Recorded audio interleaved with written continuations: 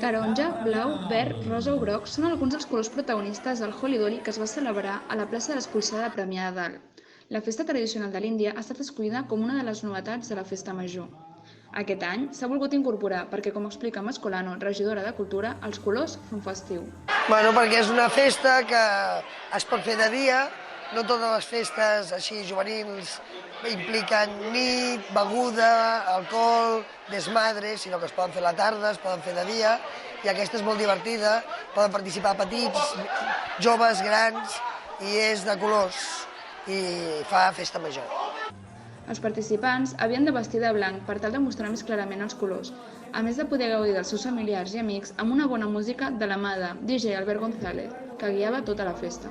Els assistents podien compartir l'experiència del Holi Doli a les xarxes socials, utilitzant el hashtag Holi Doli. Fotografies i vídeos que poden retratar la festa amb una sola paraula. Molt divertit. Això és massa, això és el ball del Holi. Fantàstico. Alegria. Divertido es la palabra. A mi em recorda l'Índia. Molt colorit. Sens dubte, una festa que molts n'esperen la seva segona edició.